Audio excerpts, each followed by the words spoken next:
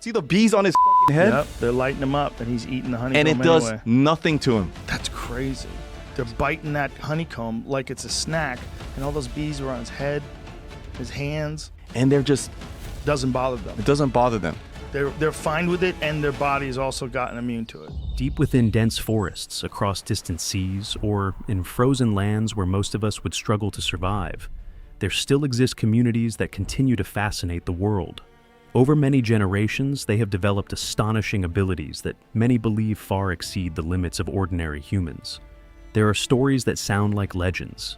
There are abilities once thought completely impossible. And there are things that have driven explorers and scientists to travel thousands of kilometers just to witness them with their own eyes. Is it all simply the result of hundreds of years of adaptation to nature? Or do these tribes hold abilities that the modern world has unintentionally lost long ago? Today we will explore the strangest communities on the planet, where the boundary between extraordinary adaptation and things that seem impossible sometimes becomes blurrier than ever. Stretching across the seas between Myanmar and Thailand exists a community that many call the last sea nomads. They are the Moken people. Unlike most of us who are born on land and spend our lives around crowded cities, the Moken live almost their entire lives on the water. For centuries, their homes have not been concrete houses or fixed villages. They are wooden boats called kabang, drifting among countless small islands offshore. They move with the seasons, with the fish runs, and with the rhythm of the ocean. For the Moken, the ocean is not just a place to make a living. It is their school, their supermarket, and the only home they have ever known. Every day the men go out to sea to hunt fish, catch squid, and search for creatures on the seabed. Women and children gather clams, snails, and other seafood along the shore. When they need things they cannot obtain themselves, such as rice, fuel, or other essentials, they row to the mainland to trade what the sea has given them. Dried fish, sea cucumbers, and valuable seafood often become the currency they use to exchange for necessities. However, that life is not always peaceful. For many years, the Moken have been viewed as outsiders to society. Because they have no fixed residence and a vastly different lifestyle, they often face difficulties in being recognized as citizens, accessing education, or basic services. Some communities have even been forced to abandon their traditional way of life and settle on land. The irony is that while the rest of the world sees the ocean as a harsh environment, the Moken feel alienated whenever they have to live too long on land. Perhaps it is precisely because they have spent nearly their entire lives on the open sea that, over time, they have developed abilities that have astonished scientists. The Moken can dive underwater dozens of times a day without any support equipment. They hunt for food on the seabed with astonishing confidence. But what has drawn the world's attention most is their eyes. Many local fishermen tell stories that the Moken can see things underwater that ordinary people completely miss. At first, it sounded more like folklore than fact. But in 1999, a research team from Lund University in Sweden decided to investigate this secret themselves. When they arrived, they witnessed Moken children diving underwater and easily picking up small objects lying deep on the seabed. That might sound normal until the researchers tried to do the same. They nearly failed completely. While outsiders could only see a murky green blur, the Moken children seemed to be observing an entirely different world. Researcher Anna Giesland recalled being utterly amazed when she saw these children open their eyes underwater for hours without any difficulty. They swam to the seabed, precisely selected what they needed, then surfaced as if it were the easiest thing in the world. At that point, the scientists began to ask a question. Do the Moken possess a special ability that the rest of humanity has lost? After many experiments, they discovered that the Moken's eyes can adjust far better underwater. Their pupils constrict much more strongly, making the image sharper. In other words, they do not actually have superpowers. But if an ordinary person would need many years of training to achieve that ability, for the Moken, it has become almost instinctive. And perhaps that is the most astonishing thing. Because while most of humanity is trying to conquer the ocean with modern technology, the Moken have been doing so long before the invention of the air tank. But if the Moken master the ocean with their extraordinary eyes and lungs, then the next tribe possesses an even more unbelievable ability. They can step into forests spanning hundreds of kilometers without needing a map, without GPS, and almost never get lost. If you were dropped into a tropical forest spanning hundreds of kilometers, how long do you think you could survive? One day? Or just a few hours before becoming completely disoriented? For most people, the jungle is a giant maze. Trees that look identical stretch to the horizon. No signs, no paths, no indicators of which way is north or south. But deep within the densest rainforests across Central Africa, there exist communities that can step into this place as if they were walking in their own backyard. They are the Baka people and other pygmy groups. For centuries, they have lived in the densest forests on the planet, where sunlight rarely reaches the ground, where straying just a few hundred meters is enough for an outsider to disappear forever. For them, the forest is not an obstacle, it is their map.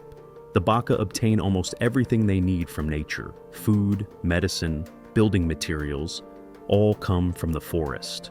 The men spend most of their time hunting. Women and children gather fruits, roots, honey, and medicinal herbs.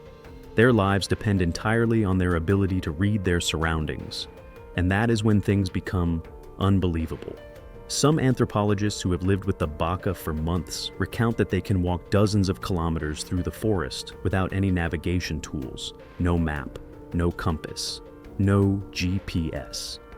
The strange thing is, they rarely make mistakes. While researchers have to constantly mark their path to avoid getting lost, Baka hunters only need a quick glance at the trees, terrain, or even the direction of the wind to know exactly where they are. They notice details that most of us completely miss. A tree trunk leaning a few degrees, a type of moss growing in a specific spot, a faint footprint on the ground, or the call of a bird echoing from far away. All those signals combine into a giant map that exists inside their heads. Explorer Louis Sarno, who spent many years living with communities in the Central African rainforests, once described traveling with them as like walking beside a living GPS. While outsiders constantly worry about where they are, the Baka always seem to know their exact position amid the endless sea of trees. This ability becomes especially important when hunting. The Baka can track animal trails for hours, a broken branch, a faint hoofprint on the ground. Even a leaf that an animal has just brushed past can reveal the direction the prey is moving. From a distance, it looks like a kind of sixth sense. But the reality is even more astonishing. It is the result of thousands of years of survival in an environment where any mistake can cost your life. In the modern world, we rely on satellites to know where we are. The Baka rely on the forest, and the forest has never lied to them. But if the Baka can read the secrets hidden beneath the canopy, then the next tribe can do something even more terrifying. They live on sheer cliffs hundreds of meters high, where a single wrong step means the end. There are places on Earth that just looking at them is enough to make people dizzy. Sheer cliffs hundreds of meters high, narrow paths where a single misstep could be the last. Most of us would stay far away from such places. But in West Africa, there is a community that not only lives there, they have turned those giant cliffs into their home for many centuries. They are the Dogon people. Their ancestors lived around the Bandiagra cliffs in Mali, one of the strangest landscapes in Africa. Stretching more than 150 kilometers, these massive rock walls rise up from the plains as if created to separate two completely different worlds. From afar, the Dogon villages look almost unbelievable. Mud and stone houses built crowded together on steep slopes. Grain storage buildings perched right at the edge of the abyss. Some structures are even built in positions where many modern people would not dare set foot. The question is, why? Why choose to live in such a dangerous place when there are flat lands below that are far more accessible? The answer lies in their turbulent history. Many centuries ago, wars and religious persecutions constantly occurred in the region. To protect their families and culture, the Dogon gradually moved to places that enemies would find difficult to access, and nowhere was more suitable than these giant cliffs. Over time, what was once a refuge became their homeland. Many generations grew up among the steep rock steps. Children learned to climb almost as soon as they could walk. The treacherous paths that outsiders must cling to at every step have become familiar daily routes for them. Today, even many experienced mountain climbing tourists are amazed when they see the Dogon moving across the cliffs with astonishing confidence. This has led many to believe they possess special abilities. And honestly, When watching men carrying heavy loads climb steep rock slopes under the scorching West African sun, it is hard to think otherwise. But the ability to survive on the cliffs is only part of the story. What has made the Dogon famous worldwide comes from another mystery. In the 1930s, French anthropologists began spending many years studying this community. While talking with the elders, they recorded stories about the origins of the universe, stars, and the movement of celestial bodies. And some researchers discovered truly astonishing things. They believed the Dogon's descriptions seemed to contain astronomical knowledge far beyond what was expected from an isolated community. This information quickly spread. Books were published. Bold hypotheses emerged. Some believed the Dogon had preserved ancient secrets that had been lost. Others even thought they had once come into contact with some source of knowledge that the modern world could not explain. Of course, not all scientists agree with these claims. The debate has lasted for decades and has not completely ended. But whatever the truth may be, the Dogon continue to intrigue the world, not only because of where they live or their mysterious stories, but because of their extraordinary adaptation that has helped them survive on those treacherous cliffs for hundreds of years. Yet, if the Dogon have conquered heights, then the next tribe has conquered something that most humans fear even more: distance. Because they can run so far that even modern marathon athletes would be amazed. Do you still remember the last time you went running? Maybe a few hundred meters to catch a bus or a few kilometers during a workout. But what if I told you that on this planet there exist people who can run more than 100 kilometers through rugged mountains with almost no stops? It sounds like a modern ultramarathon competition, but for the Tarahumara, that was once a normal part of life. Hidden among the giant canyons of the Copper Canyon region in northern Mexico is a community that many call the most enduring athletes on the planet. They are the Tarahumara, also known as the Raramuri. In their language, Raramuri means the running people, and it is hard to find a more fitting name. The place they live is one of the most rugged areas in Mexico. High mountain ranges, deep gorges, and endless dirt paths make travel an enormous challenge. For centuries, before there were cars or paved roads, their feet were their most important means of transportation. Want to visit relatives? Run. Want to trade goods with another community? Run. Want to hunt or search for food? Still run. Over time, running was no longer just a skill. It became part of the identity of the entire people. The first explorers who contacted the Tarahumara often told unbelievable stories. They witnessed men running across mountain slopes for many hours with almost no signs of fatigue. At first, many thought these stories were exaggerated. Until researchers began to study them more closely, they discovered that the Tarahumara have long had a special hunting method called persistence hunting. Instead of ambushing or setting traps, they simply run after their prey. It sounds absurd, but remember that most animals can run much faster than humans. The problem is they cannot maintain that speed for long. The Tarahumara are different. They can keep running under the harsh mountain sun for many consecutive hours. The prey runs, they run after it. The prey rests, they keep moving. In the end, the faster animals are the ones that tire out first. It is a tactic that sounds like something from a movie rather than real life, but it has helped many hunter-gatherer communities survive for thousands of years. What is astonishing is that this tradition still leaves traces among the Tarahumara to this day.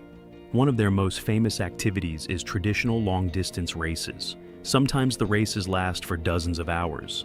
Participants run while kicking a small wooden ball along rugged mountain paths. The distances they cover can reach dozens or even hundreds of kilometers. To put it in perspective, a standard marathon is about 42 kilometers. Many Tarahumara can run twice or 3 times that distance. Even more impressive is that they often do this with simple sandals made from leather or old tires. No high-tech shoes, heart rate monitors, or professional sports teams accompanying them. Just a body trained over many generations. In 1993, the world began to notice them when a Tarahumara man named Victoriano Churro won a famous ultramarathon in Colorado. At that time, he was over 50 years old. Not long after, many other Tarahumara athletes appeared and astonished the professional running world. This raised an interesting question. Do they possess a special biological advantage? Or are they simply preserving an ability that our human ancestors once had, but most of us have lost? Because ultimately, before the invention of the wheel, before engines and modern vehicles, feet were what helped humans conquer the world. And perhaps no one has preserved that ability better than the Tarahumara. But if the Tarahumara can run across scorching mountain ranges for many hours, then the next tribe survives in an even harsher place. A place where temperatures can drop to dozens of degrees below zero, where a single snowstorm is enough to take the lives of those unprepared. Yet they have survived there for thousands of years. When the first explorers ventured deep into the Siberian region, they believed very few people could live there long term. Everything seemed to work against humans. The ground was frozen almost year-round. Fierce cold winds swept across the open plains with terrifying power. Many areas had no trees for shelter. Just staying outdoors too long in winter could quickly become a deadly threat. But amid that harsh landscape, they discovered a community that had existed long before modern maps appeared. They are the Nenets. What astonished the explorers was not that they lived in Siberia, but how they had turned one of the harshest environments on the planet into their homeland. The Nenets live on the vast tundra in the far north of Russia. From above, the place looks like an endless ocean of ice. In winter, temperatures can drop below -40 degrees Celsius. Many areas are buried in snow for months on end. Yet for the Nenets, this is not a dead land. It is the place that nurtures an entire culture that has existed for hundreds of generations. Their lives are tied to reindeer in a way that modern people can hardly imagine. A reindeer herd is not just property. It is a source of food, transportation, materials for clothing, and even the foundation for sustaining life. If they lose their reindeer herd, the entire family could lose everything. That is why the Nenets do not live in one fixed place. They are true nomads. Every year, many families must travel hundreds, even thousands of kilometers to find new grazing areas for their herds. When it is time to move, they dismantle their entire homes, load everything onto sleds, and begin the journey across the snow-covered land. Their traditional house is called a chum, a cone-shaped tent built with wooden poles and covered with multiple layers of reindeer hides. On the outside, it looks simple, but that design has helped the Nenets survive conditions that many outsiders could hardly endure for more than a few days. For centuries, Nenets groups have quietly moved across the snow and ice like this. They cross frozen rivers, endure winter storms, and adapt to an environment that most of humanity always tries to avoid. Many researchers have noted that the most astonishing thing about the Nenets is not their ability to withstand cold. What sets them apart is how they read the tundra. They can recognize changes in the weather, assess ice conditions, and find safe routes across seemingly identical landscapes. That experience is passed from generation to generation, becoming an invaluable survival knowledge. Perhaps that is why, when outsiders see a cold and desolate land, the Nenets see the path ahead. Where many only see harshness, they see a source of life. And if the Nenets have astonished the world with their ability to conquer Arctic cold, then the next tribe is famous for a completely different skill. They can climb to the tops of towering trees, face thousands of wild bees, and take away what is considered the most precious treasure of the forest, honey. Nestled among the plains and sparse forests of Tanzania is the home of one of the last remaining hunter-gatherer communities on Earth. They are the Hadza. While most of humanity switched to agriculture thousands of years ago, the Hadza still maintain a lifestyle very similar to our distant ancestors. Every morning, the men leave the camp to hunt. Women and children search for roots, wild fruits, and other natural food sources. Their lives are tied to nature in a way that modern people can hardly imagine. What amazes many researchers is not how they make a living, but the astonishing adaptability that this community has shown over many generations. The Hadza spend most of their lives outdoors under the intense sun of East Africa. They walk dozens of kilometers every day, crossing arid areas in search of food. Distances that would exhaust many outsiders are just a normal part of their daily life. Over time, that lifestyle has created people with remarkable endurance and resilience. Anthropologists who have lived with the Hadza have observed that they can continue working in conditions where most modern people would have wanted to rest long ago. But what has made this tribe most famous appears during their honey hunts. For the Hadza, honey is a precious food source. To obtain it, They often have to climb tall trees while surrounded by thousands of bees protecting their nests. What is astonishing is that they seem less affected by stings than ordinary people. Many outsiders who have witnessed the scene have described the Hadza's skin as if it had been forged to withstand the harshest conditions of nature. Whether the truth comes from experience, adaptation, or a higher pain threshold, the image of hunters calmly standing amid dense swarms of bees is enough to create countless stories about the mysterious strength of this tribe. Not only bees, but daily life in the wild brings different challenges. The Hadza must face scorching sun, rugged terrain, and long hunting trips. Yet they have maintained that lifestyle for many generations without needing modern conveniences. That is also why many scientists view them as a window into the past. Through the Hadza, we can partly imagine how our human ancestors survived before cities, vehicles, or technology. And perhaps the most astonishing thing is not whether they have any special abilities or not, but that they are still maintaining a lifestyle that most of the world abandoned long ago. But if the Hadza intrigue researchers with their endurance and astonishing adaptability, then the next tribe possesses a trait that scientists can actually measure in their bodies, a trait believed to have helped them become the best divers on the planet. Whether it is the ocean, dense forests, cliffs, or frozen regions, each tribe shows just how astonishingly humans can adapt when facing nature.